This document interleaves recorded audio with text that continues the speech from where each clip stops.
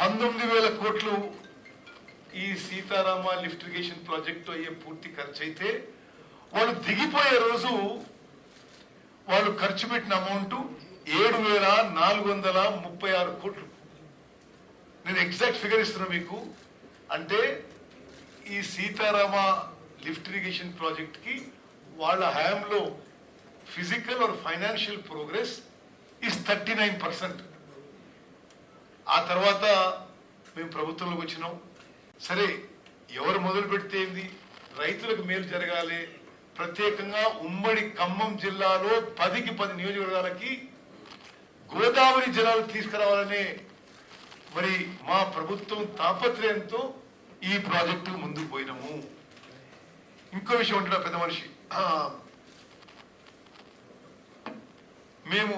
మేము అసలు మేమే సిడబ్ల్యూసి పర్మిషన్ తీసుకొచ్చినాం అంటున్నాడు. వాస్తవంగా ఈ రోజు కూడా సిడబ్ల్యూసి ఫైనల్ పర్మిషన్ రాలేదు. అంటే ఇంత అబద్ధాలు మాట్లాడితే ఎట్లా? నేను కొందరు ఎక్స్పర్ట్స్ ఒపీనియన్ ఈ విషయం మీద అంటే పేజ్ నెంబరు పారా నెంబర్తో సహా ఇస్తున్నాం మీకు, సో దట్ ఇటువంటి అబద్ధపు ప్రచారం వాళ్ళది ప్రజల్లోకి పోవద్దని. The previous BRS government failed to get the approval of cost apportionment of this project. ఇది సిడబ్ల్యూసిలో పనిచేసిన ఒక ఈ విషయాల్లో నైపుణ్యమైన వారు ఇచ్చిన ఒపీనియన్ ఇది. It failed to follow the guidelines for allocation of cost among different purposes of River Valley projects and failed in obtaining the clearance from Central Water Commission.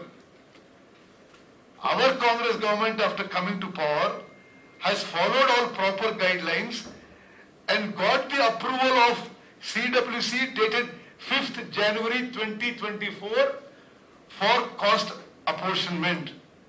దయచేసి మీరు అర్థం చేసుకోవాలి. అంటే సిడబ్ల్యూసిలో ఉన్న వివిధ అనుమతుల్లో ఫైనల్ సిడబ్ల్యూసి క్లియరెన్స్ ఈ రోజు వరకు కూడా రాలే. ఈ కాస్ట్ అపోర్షన్మెంట్ అనేది చాలా ముఖ్యమైన భాగం. Without that CWC will not give final clearance. అది వచ్చింది మా ఫాలో అప్ వల్ల 5th January 2024. The cost of power component has been worked out to 927 crores and of the water component to 19,000 crores. This cost apportionment approval is given in page number 81 of the approved DPR under annexure number 12C. అంటే వాళ్ళు ఇప్పుడు approve చేసి DPR పంపించిన దాంట్లో ఇది ఈ cost అపోర్షన్మెంట్ 5th January 2024 వాళ్ళు ఇవ్వడం జరిగింది. అదేవిధంగా వాళ్ళు ఉన్న సమయంలో సిడబ్ల్యూసి అప్రూవల్ కి ఏది సెంట్రల్ వాటర్ కమిషన్ కి చాలా ముఖ్యమైనది బెనిఫిట్ కాస్ట్ రేషియో. ఇది లేకుండా DPR will never be approved. The BC ratio gives the cost that is being incurred to a project versus the benefits that one would get out of the project. If the BC ratio is less than 1.5, then the project would not be approved. The then BRS government failed to get the BC ratio approved for Sitarama project. After the Congress government came to power, we worked out the various cropping patterns and the associated crop yields and the cost and benefits associated with all these, and by following proper guidelines and procedures, we worked out the BC ratio of 1.57, which is approved by the competent authority of Central Water Commission. The Central Water Commission has approved the benefit cost ratio of Sitarama lift irrigation project on 30th May 2024. 30th May 2024 ఎవరు అధికారంలో ఉన్నారు, ఎవరు government మీకు తెలుసు.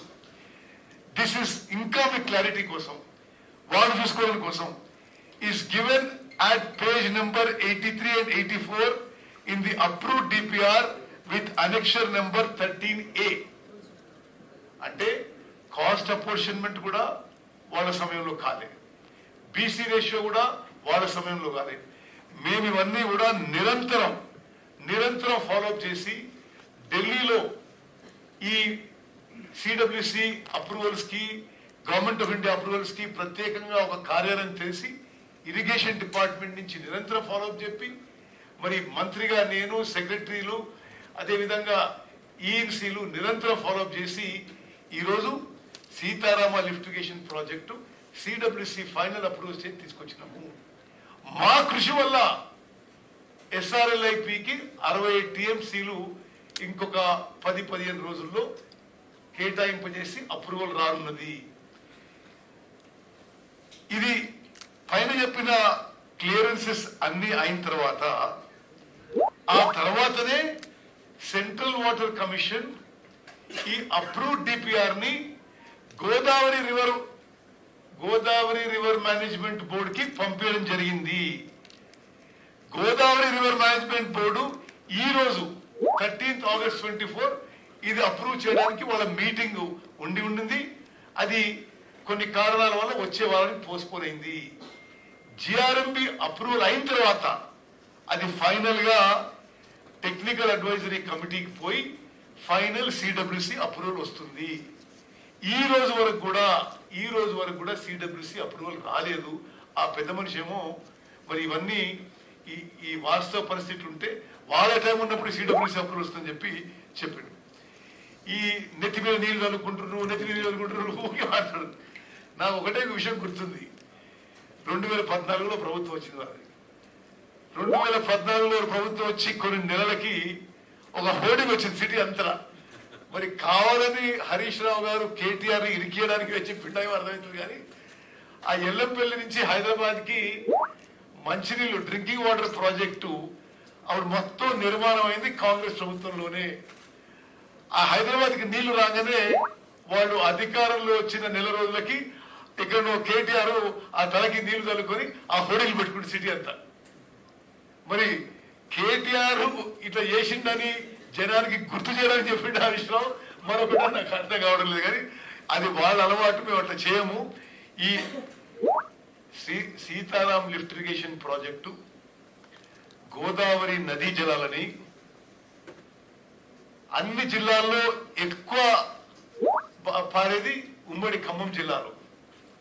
ఆ 10 నియోజకవర్గాలకి పుష్కలంగా గోదావరి నదీ జలాలు అందించాలనే ఒక దృఢ సంకల్పంతో మా ప్రభుత్వం, రేవంత్ రెడ్డి గారు, ఉప ముఖ్యమంత్రి బట్టి విక్రమార్క గారు, మీ అందరం మంత్రులం ఒక